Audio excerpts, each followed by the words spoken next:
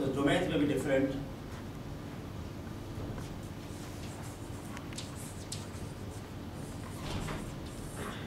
we can have different domains, different scales, different mandates, different authority structures,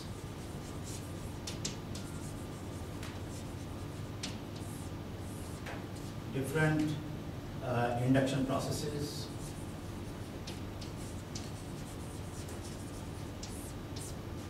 different client groups, different norms of accountability,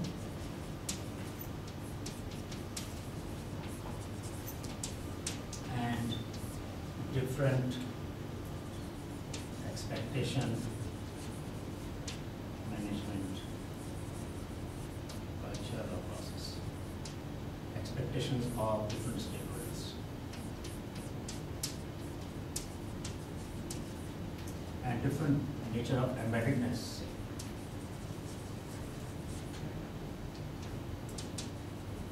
In society. Correct? These are some of the things that will influence how institutional performance can be understood. Is there anything important that is missing here? Autonomy would come under authority. Authority structures will include, in fact, there will be, we will look at 5 tensions here. So one tension is autonomy and agency. Then we will look at authority and power. Correct? Is the tension. We don't derive power always from authority. And people who have authority don't always have power. Isn't it? True? People who have authority don't always have power. There are, do you remember a novel where this is the theme? No, where people who have authority, yes, don't have power. Like in Yeah, he had authority, didn't have power. It will become a textbook case now. But there is a novel, famous novel.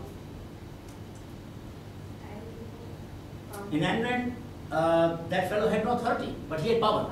I am asking the other question. Nozak, what was his name? The hero of Ayn Rand? The architect?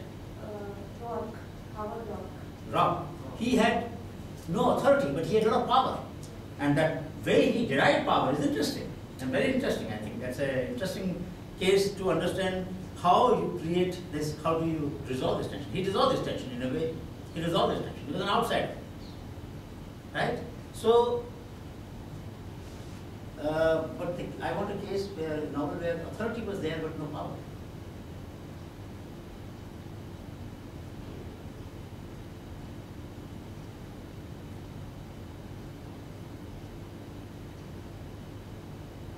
Because I'll draw upon many novels today. Literature is a very useful source of understanding these dynamics.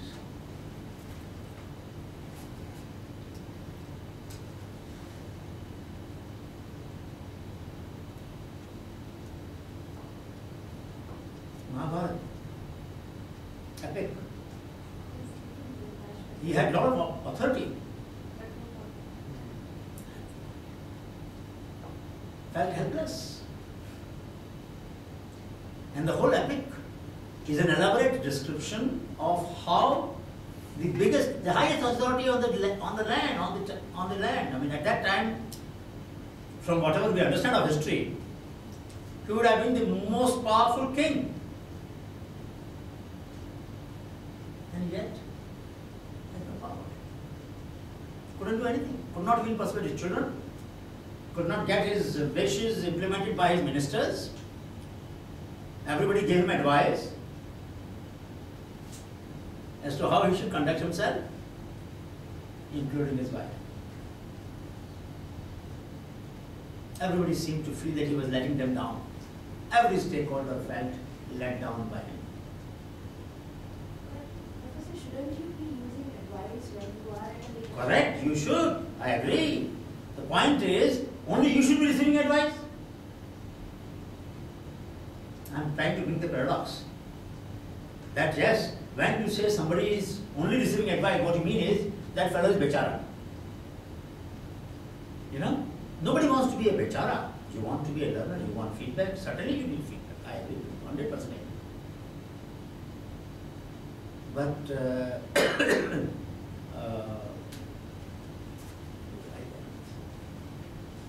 so, yeah,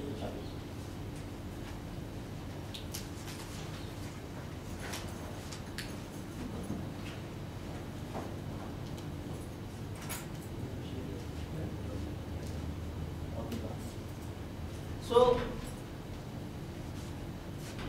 we will see these, there are 5 tensions.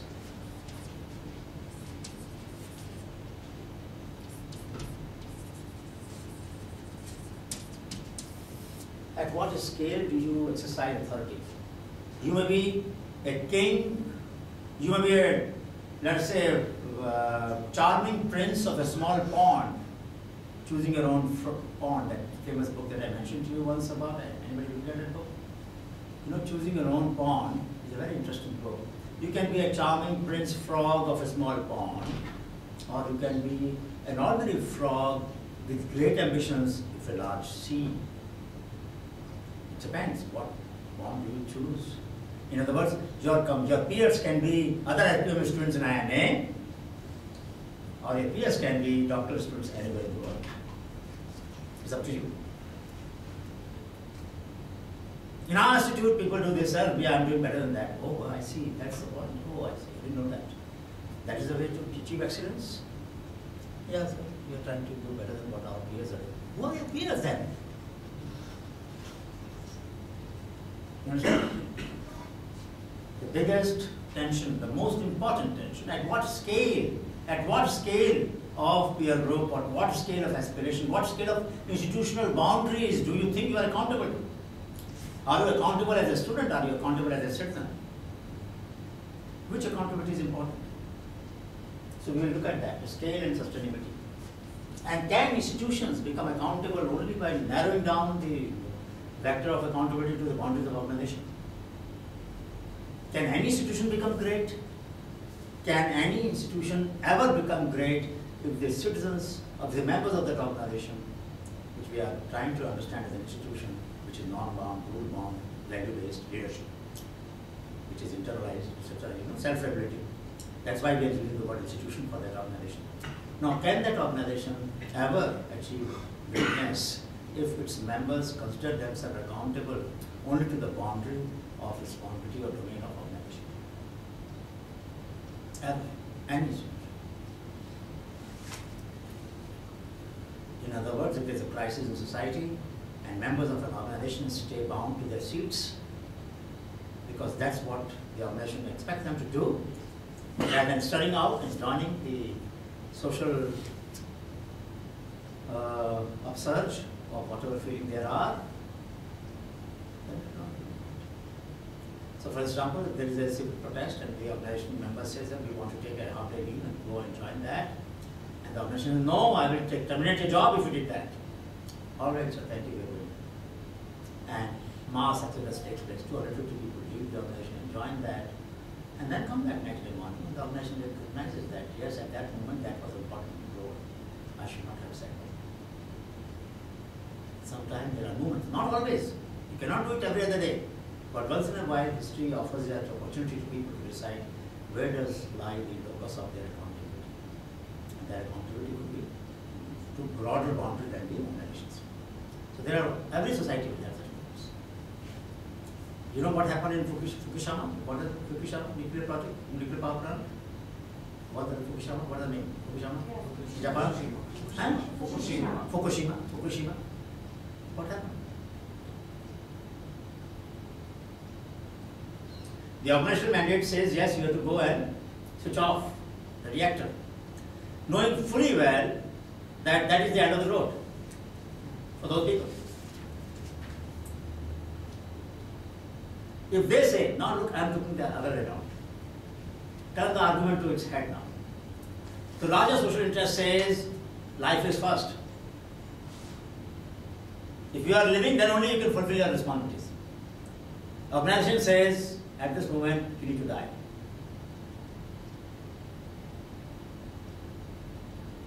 And these 20 or 24 people, whatever number it was, decide to die. They know that there's no road ahead. There is nothing in the world which can salvage the situation after absorbing all the reactions, all the radiation that they will absorb. Correct? They knew that. Everybody knew that. The one who asked them and the one who implemented. At that moment, they have reduced their responsibility not to the organizational boundary, to the role of doing my job, which is to switch off the reactor somehow so that the radiation does not spread too much. They could contain if possible. They were trying to contain if possible. It's not easy, but they were trying. And they went, regardless of anything. So, how do you create that institutional power where people will die for the fulfilling their responsibility rather than live to unfold their potential? See? They die to fulfill their responsibility rather than to live to unfold their potential. Young people, huge life ahead of them. How much more they could have done for themselves and their children and their society? No question now asked. There's only one question. When all other questions are shut out of the window and only one question remains, that is the zenith of institutional commitment. You cannot measure institutional commitment by any other indicator than when only one question remains. This has to be done. Our soldiers do that on the border, isn't it? If they were to ask other questions, what will happen to my family, what will happen to my village, what will happen to my children's education, will they be able to focus? No. No. If you decide to be accountable to all your constituencies as a student, will you be able to focus on your work? No. Yes, your family needs a lot of things to be attended to. Your brothers and sisters need a lot of things to be attended to. You may feel that you are being selfish. So far, so what? You have here for a purpose. That purpose must reign supreme. Otherwise, nothing great will happen. Would Eklavya have become a great archer if he had been looking at all other responsibilities that he had? No. Single point. The eye of the bird. That is what Arjun saw. When the 5 disciples were taken for the test by Dronacharya, everyone was asked, what do you see? Oh, Dharmaraj, Yudhishthira says, I see the entire cosmos of which this earth is a part, of which this tree is a part. He said, get lost. You can never be a good archer. Never. Because your domain of responsibility is so large. You are never able to focus. So this issue of holism and reductionism, there's a tension here, no? I'm trying to show the paradox. I'm saying both the things. If an organization requires its members to be accountable only to its boundaries, it cannot become great. Then I'm also saying that if an individual does not focus on his role, not even organizational boundary, he cannot be an outstanding individual. That's a paradox. And we have to balance both the paradoxical forces. That is why this is a tension. That's why this is tension. Because we don't know the answer. We don't have a clear answer. We have to know the answer, but we don't have a clear answer. Each one of us will have to resolve this dilemma as the time passes. We will not be able to do that without... There's no easy answer. I can't give you an answer. But I can tell you the dilemma. And we will develop some norms by which we can resolve this answer. Yes, that's possible. That is what the leadership is all about in institution. When you will lead an institution, when you will help build the institution, you will not be able to tell them the answers. But you will be able to sharpen the instruments through which they can judge, they can weigh. You can give them a scale. Afterwards, they have to balance. Each individual has to balance, each institution has to balance. But you can definitely calibrate the scale such that it can also see the difference of a microgram. You know, the scales are scales. They may have error of 10 grams, 1 kilogram if it is a quintal scale, or a ton scale, it may have a quintal error, you know. It depends what degree of error. And let me just take a small digression and tell you how the scales are determined, because this tension as we will go through the other two tensions, but this to me is the most critical tension. So when that saint is meditating in a jungle, and a robber comes and asks, "Where did you see two people walking by in the forest?" Yes, I saw them. "Where did they go?" And he tells the direction opposite of where they went. Correct? What did he do? He told a lie. To do what? To save their life. Then the question arises, how much of lie, who was the name? What was the name of that saint? He became Valmiki. But what was he at the time? Ratnakar. Huh? Ratnakar. No, that was Dasyu, the robber. That saint, before he became Valmiki, what was his name? Okay, whatever. But he did not have name of Valmiki at that time. Correct? So what did he do? He told a lie. Now the question is, how much lie can we tell? You know the scale? Tell me the scale. Our culture tells us, and I have mentioned it once in the class. Very clearly it says, measurable, precise. How much of lie can I tell? Without being morally discredited. As much to save a life. No. There is a very precise method. Quantitative method. There are two very important methods. Each one of us is told every day in the life. Something to do with jewelry now, I've given a clue. Tell me. Yes?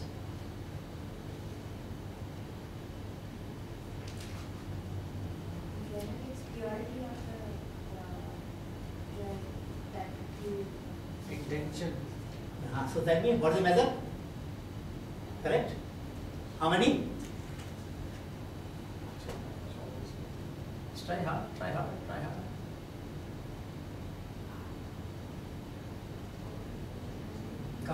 Go further on purity path. You're right, you're on the track. Purity of what? Intention. Purity of the gold inside. Yes, now go further. You are absolutely on the path. So what is the measure of purity of gold? Absolutely right. Yeah. So how many carats can I join, mix in it? How many carats I have to mix in purity?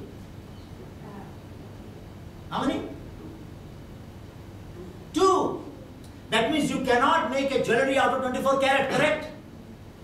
You have to mix 2 carats at least to be able to give it sturdiness, solid shape, correct?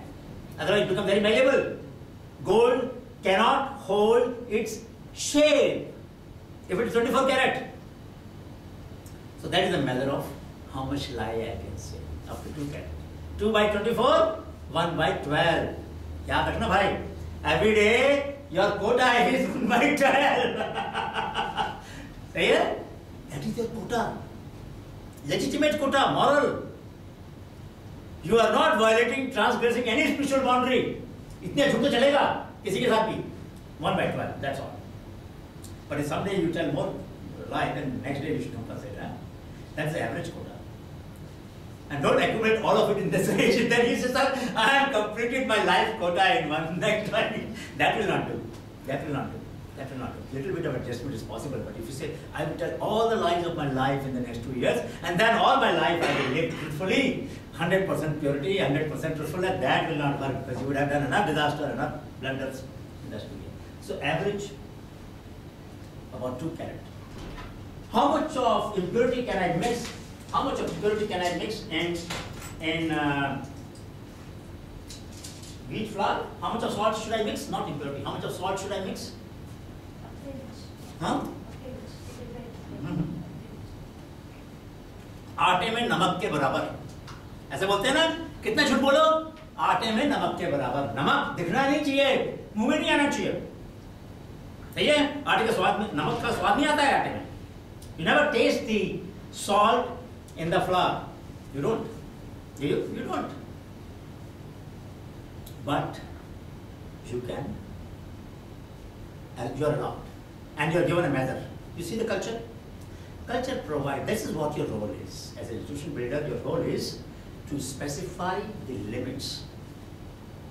When you design a balance, when we design a scale of measuring how to resolve the dilemma, the dilemma that we mentioned between two contradictory forces. One, no organization can become great if an individual as a member of the organization restricts one's domain of responsibility only to the boundary of the organization.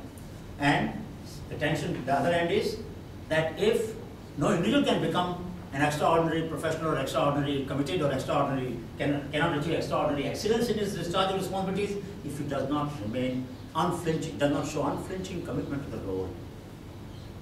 Correct? So we are saying extraordinary commitment to the role where there is only one question, how to do that best possible way to not restricting one. This is a tension. What is the fourth tension? What is the fourth tension in this role? We will look at tension in each role and then identify the processes.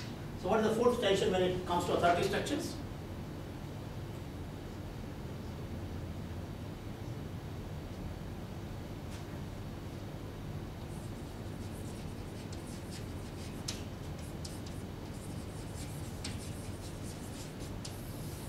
You can have rules and you can enforce them. Authority can do that, isn't it? You can also say evolve the rules, evolve the same rule that is there, but you have to evolve it yourself. What did Sarabhai say? He called an expert in when he was setting up PRL, there was an accounts person who was invited from Bangalore. Sarabhai sensed that this person is somehow, his eyes were not stable. He sensed that he was disturbed. So he said, are you all right? He said, yes sir, I'm all right. I'll do whatever you will ask me. I'll come for your job. No, but what's the problem that's bothering you? Sir, my family, my son is not well or something like that, he said. And I'm a little worried about it. He said, then why don't you go back and just look after that person? We'll pay your ticket again, this time also, and we will invite you again. But I don't want you to focus on our work when your mind is somewhere else. Please go back. No sir, I'll do that. No sir, please go back. And he sent him back. Was that his responsibility? Was his job to look after the well-being of his children? No. As a director of PRL, that was not his responsibility. But if that is what is taking away the concentration of the person whom he wants to be hired for a particular contractual work, how can you get the best out of him? And if you want only best out of people, then what do you do? Anything suboptimal would have conveyed a message. It doesn't really matter if I don't get best out of you. That message would have become institutionalized in the organization then, in every task. People will say, in this organization, do your job well, but not necessarily the best possible way. He said, no, I will not. I told it now, all the history of this organization will remember this, and I will then become the culprit. I would have institutionalized a culture of subordination. So, enforcement of the rule versus self-design. At that moment, you have to evolve a right decision. Rules say contractual deliver service. That's the rule. I can enforce it. Self-design process says, look at the situation, what is it? Continue information. You have to discover whether there is something more humane. But when we say institutions are value-based, what is the value? Value is humanity, no? We have to be humane. We cannot be inhuman while doing our job. We cannot be Shylock. You know how Shylock is? I sometimes say I'm a Shylock. I want my pound of flesh. I use that phrase many times to insist on reciprocity from my students or other people when they say, sir, we want you to give a lecture. You know, I remember that. I told you about that? No. What happened? Let me tell you this example of how Shylockian process can be very meaningful. There is a paradox. So when in 2009, Hiranmay, he was a student at that time of third year. Did I tell you that before? No. He was studying in SPIT Surat, engineering student, electronics engineering. So he had heard about me. So he said, Prof Gupta, I want you to invite to our college for a lecture. I said, all right. So I said, why should I come? Sir, we are inviting you. Our students, all of us want to listen to you. I said, but I am a Shylock. I want my pound of flesh. So he said, what is a pound of flesh? How much? What do you want? I said, okay, put 5,000 engineering projects from different colleges in a common database. Can you do that? So we will try. I said, when you finish, come back, and I'll come. So they went back. In 15 days, he put together 5,000 projects. I had to go. I had to go because I had no choice. I had made a commitment. So I went there, and after the function was over, he said, "Sir, what next?" I said, 10,000. He did 10,000, 20,000, 40,000, 60,000. In about 8 months, he had finished 100,000 projects from all over the country, from Tripura to Srinagar, NIT, to Trichy, to all the regional colleges, IITs, what not, 100,000 engineering projects done by 350,000 students. Without any authority from AICTE, without any mandate from UGC. Because I had demanded my prize as a child. But then I realized, my God, this boy was capable of pulling 100,000 and I asked only for 5,000. I underestimated his potential by 20 times. I felt very guilty. Can you see the paradox? I am asking him to put 5,000 together, whereas he is capable of putting 100,000 together. That's a crime, to expect less. You know, I have said many times, to expect less from oneself and to expect less from others is a crime. So I felt very guilty. I said, what have I done? This boy was capable, Hiranmaya was capable of 100,000 and I asked him to do only 5,000 projects. How did I commit an error of undervaluing his potential 20 times? I thought 5,000 was a big task. You know, nobody had ever done that in this country. Anywhere in the world. I mean, you can't find Stanford and MIT project at one place, even today. In USA, the top institutions of USA, engineering institutions, you can't find their projects at one place. And why did we want to do that? Because we want to promote originality. Now, originality by students of engineering profession is an institutional goal, societal goal. It's not an organizational goal. Please understand that. Sashti, when it was building Tech Brigade of Lane, it was not Sashti's goal, correct? Sashti's goal was to promote innovations in various fields, institutional innovation, technological innovation, educational innovation, cultural innovation. That was our goal.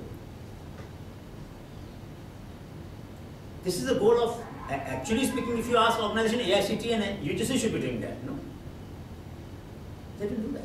Till date, they have not done it. AICTE has tried, will never be able to do it. Because they are using authority. They don't have power. They have put up on their website. The AICTE chairman has never talked to me because I have been telling them that, look, I don't want to talk to corrupt people. Yeah, I'm on record. It is one of the most corrupt organizations. You know, so otherwise, you will not find every third grade institution having AICTE recognition. Correct? Why should I spend my time with corrupt institutions? Unless they decide that they accept that they are corrupt and they try to do something about it, no?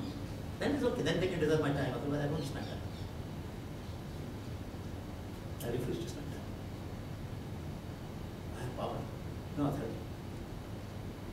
They had authority, no power. What was my power? I gave him a letter to Hiranmaya, just saying that this is an exercise we are trying to do. We want to promote originality among our youth, and we want that our students should also do projects on real life problems. They went to the professor, let's say, in Tripura Engineering College, and they said, "Sir, do you want your students to do original work?" Of course, of course, of course. Sir, how would they know what others have done if you don't share your project? Of course, I agree. Take up. That's how they got. They asked every professor, "Sir, do you want your students to do original work?" How can professors say no? But sir, how will the students know what others have done if you don't share? That's true. Sir, hardly share. Give us the abstracts. Give us the Xerox copy, we'll tell. Most people did not have soft copies, unfortunately, in IIT. So they brought the hard copies, and the students in the NIT Surat, they were from all over the country. So in the vacation when they went home, that's when they did it. No expenses were paid for travel, except a little bit for local travel, not long distance travel. Home anyway you are going.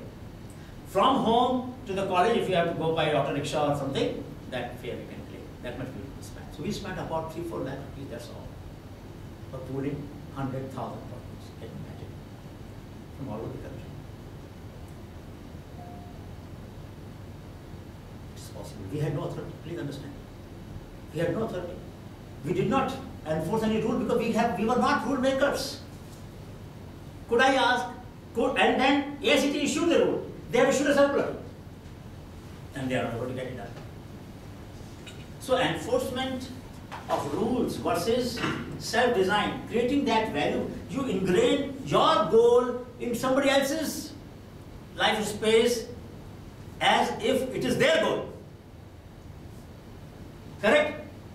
Then what you are doing is for swantah sukhaya, for one's internal happiness. So when you look at intrinsic motivation versus extrinsic motivation, these are the 5 tensions, right? Correct? While I am not saying one can do, one probably needs a balance between both. And in every case you will need both. Okay? But something is more important than another. The intrinsic motivation, you will agree, is more important than the extrinsic motivation. If you are not driven from within, no power on the earth can make you feel happy and extremely motivated to do what you should be doing. Nobody can do it. Teacher cannot do that, your parents cannot do that, director of IIMA cannot do that, nobody can. Active chairman cannot do that, nobody can do that. If you are determined not to cite personal communications in your research work, then I cannot enforce that you should cite. I cannot punish you for not citing. So I didn't get anything interesting in the conversation that I had with my colleagues. My God, you have been here for 5 years and you did not hear a single remark from your peers or friends or colleagues which was worth citing? No, sir, I didn't get a single remark. Now what can I do at that moment? I have to take your word, isn't it? 99% of the cases here don't cite personal communications. Am I right? Are we saying that in 5 years they didn't get a single statement worth citing? Is it possible? Was it that? Huh? Is it possible that in the last, how many years you have been here? 1 year? 3 months. Oh, 3 months. Here, in the institute? You're in the first year? My God. In 3 months, have you heard any statement that you think was worth citing in your any assignment that you have done so far? Any single statement can you cite which somebody made a remark to you in the corridor, in the mess somewhere, which you thought was an insight? Can you give an example? Can you recall any statement of any colleague of yours, any friend of yours, anybody? Friend or teacher? Anybody, just a statement that you thought stuck to you? So there are many. One, just one, I want one example. Not able to. Just remember one sentence which has stayed with you, which sort of disturbed you or which you felt in the night when you were before you went to the bed. My God, that was a great idea. I will not forget that. Yes. Work for enjoying work rather than for getting grades or for some. This was made by Ashish Nanda sir in the very first lecture. So that really stuck me. There was a whole story that he told for that. That was his life lesson actually, the biggest lesson in life. That work for enjoying and not for getting something. So it was just to enjoy it. So that was fun. Okay. So supposing you were to write on how professional motivation is, but here of course the man is a person of authority, so if you cite, you will not be doing a great favor to yourself. It will look like as if you are, but do you remember any statement from your peer, any student? Huh? So there was one statement that stayed with me for long. It was about managing expectations of yourself and others. So it was so when I had taken rent of an auto rickshaw, and so there was we were flying from Vastrapur Lake to IIM campus, and so this auto rickshaw was coming, and we were not very sure of how much he will charge. But as a norm, we sit inside and thought that we will pay with the meter, and the auto rickshaw will come directly to our dorm. But that did not happen, and he dropped us just outside the campus and before the pull starts. And that person asked for 5 rupees per passenger as fare, and that too because he thought that that was a shared auto rickshaw, but our expectations was different. So there were 3 of us.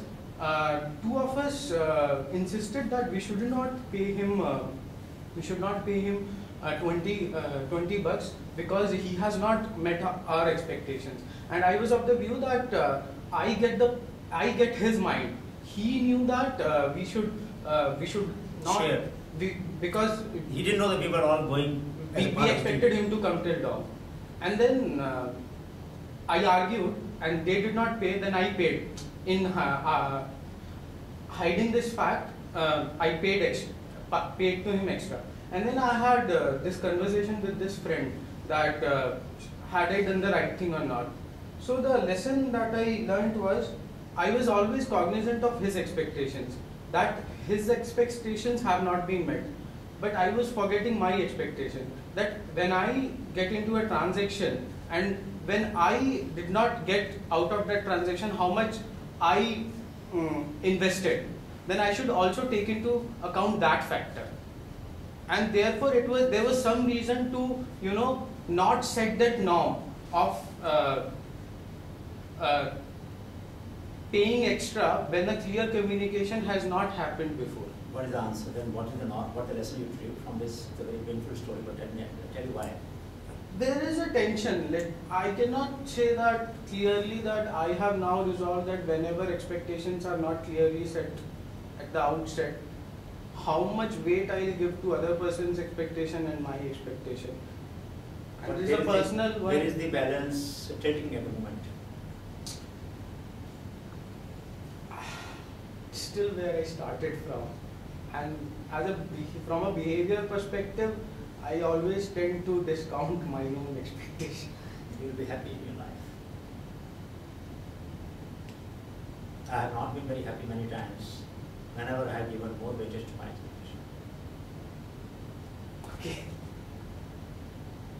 I have to do that as a professional, as a professor. Sometimes I have to give importance to my expectations because my expectations are not for myself but for yourself. No?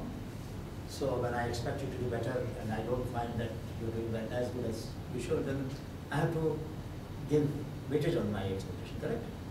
So my expectations are aimed at improving your own potential, your own quality of work. But it gives pain, makes me unhappy. Yeah, there is always a guilt. Makes me drained sometimes. After the event, if you do well, I will feel happier. But at that moment, I'm in slight pain, isn't it? But when you give weightage to others' expectation, not in this role, but let's say as a friend. If you have a friend whose expectation was different from you, and you couldn't come up to that, and you give importance to your expectation, in the process, friendship gets fractured. You feel more unhappy, isn't it? All of us have had that moment. I have had many times. So I have suffered more than probably you will in your life, I can tell you that. I have no hesitation in saying that. If your balance remains as calibrated as it is today, possibly you would suffer less.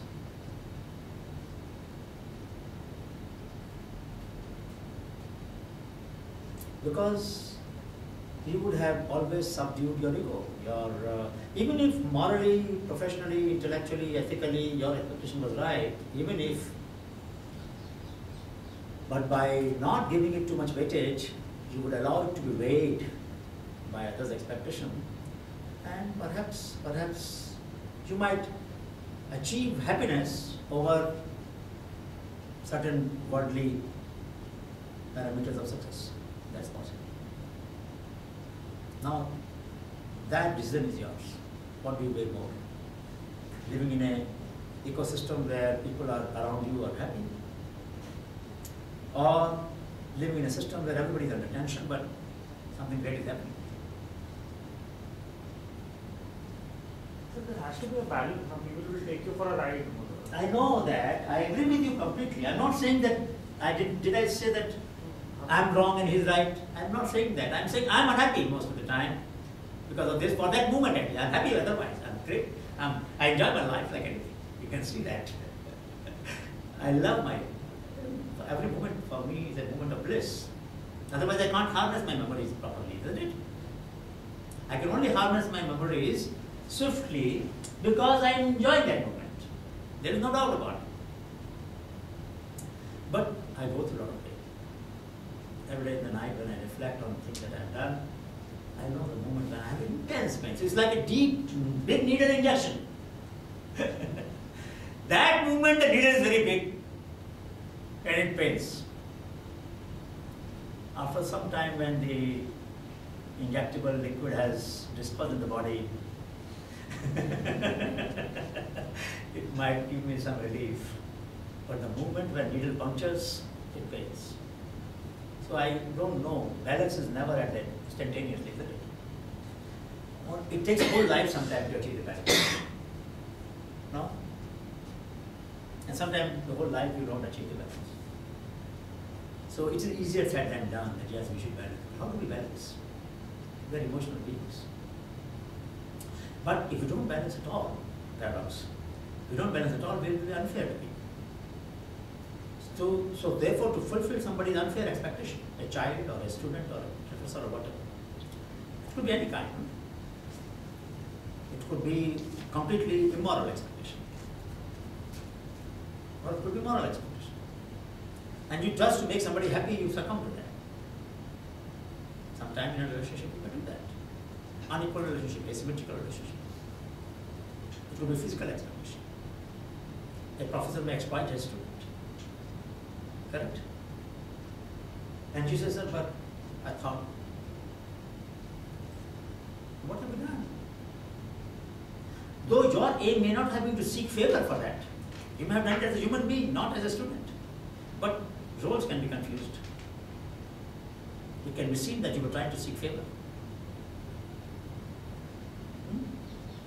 And professor may not have done it because the person wanted to exchange, but he may have actually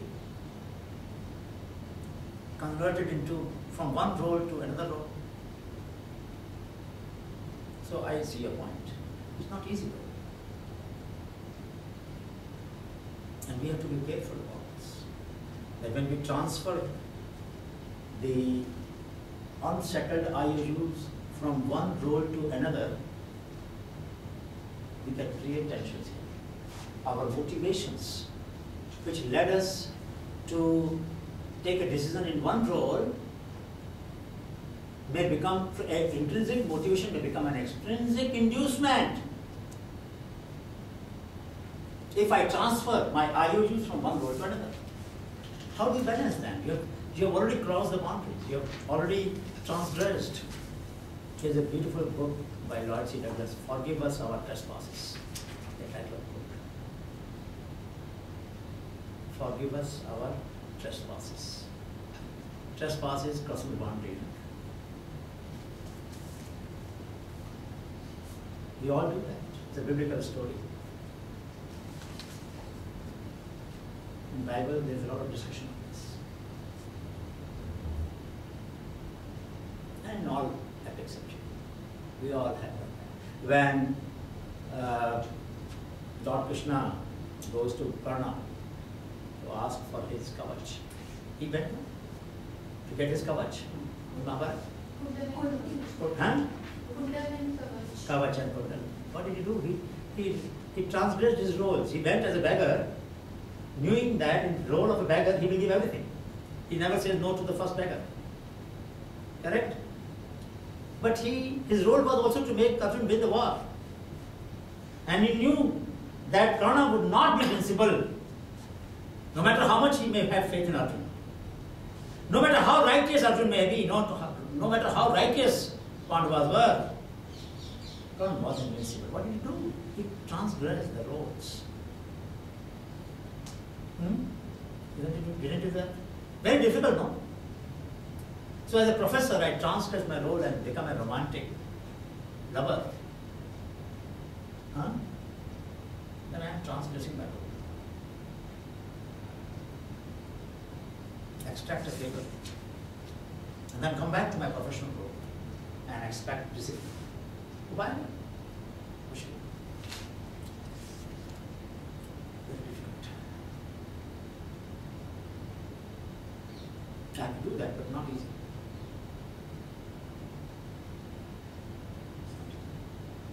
So these 5 tensions will go into the tension of others.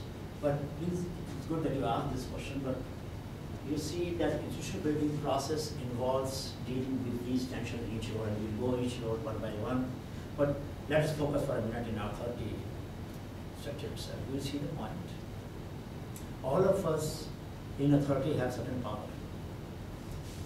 Do we exercise that power? I'll give you a small example, a very real example. There is a page of an IIMA site, IIMA-three/ignite. Now, I told my colleagues that, look, we have declared the IGNITE results. 19th Dr. Kalam is coming to give the awards to children. Why don't we put the table of results on that page? Because people will come to that page to look for results. What my colleagues have done, they have given a link for results of 2014, click. That means it increases one step. But when I go to the result page, I only see the result. I don't see what is IGNITE. I don't see why, who is getting award for what purpose, what the big picture I don't get. So the big picture and the result are on two different pages. Till yesterday, I couldn't get the table put on the page. I've been saying this to my colleagues for last about 3 weeks. If I use my authority, I can get that done in 1 hour. But I don't want to do that. I want them to realize why I'm saying it. And they have not seen the reason as yet. That's why they would have done it. They don't define me, but they don't internalize the logic. So I don't blame them. I failed in creating in them an understanding of a bigger picture. 2 things I am saying. One, in today's age, even 1 click extra is sometimes dissuading users of ICT interface going away. 1 click extra. So people are trying to optimize now click. That's why you have long screen now. You scroll but don't click. Earlier, what was the model? You click, click, click, click, click. You sometimes have to click 4 times to go to the information, right? Not anymore. The GUI value has changed because span has changed. People find that moving finger like this is easier than click, click, click. Because you have to move the mouse to the next click. The clicks are not always at the same point. People have done a lot of research on this. Those who are GUI, graphic user interface expert, they look at every small detail. If a mouse is stable and you click, the next click either should come there itself, which may not be always possible because layout is different, each page. So you have to move the mouse. So now we have increased 2 steps. Moving the mouse, so click is here, your mouse is here in the previous page. They said people don't like it. If you come to think of it, effort is not too much. But people don't want to make that effort. So what do? Just scroll. 1 principle. Second, the big picture and the small detail should have interaction. When I see the result, if I want to see what is IGNITE? If I want to see the result, but how have they been done earlier? So I should have a link of all the other awards right below the table. So that if I want to know, this kid got an award, let me see what was the award last year. Doesn't seem that profound an idea. Somebody can feel that. I also feel that about some of the award we have given. Why did we give the award to this fellow? It doesn't seem so good. But at that moment, among the list that we had, that seemed probable. So we might have agreed at that moment. Context changes the content.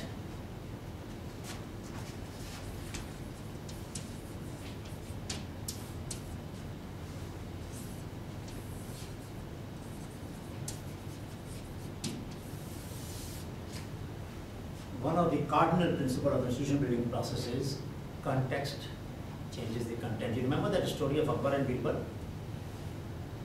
Birbal used to say, you are king because your father was king. Akbar said, no, I am king because I am a wise man. And they used to have this one man upmanship games, trying to prove that one is better than another. So one day Akbar got tired of Birbal's boss. Look, you every day you tease me, you shame me. What do you think? Okay, let's resolve.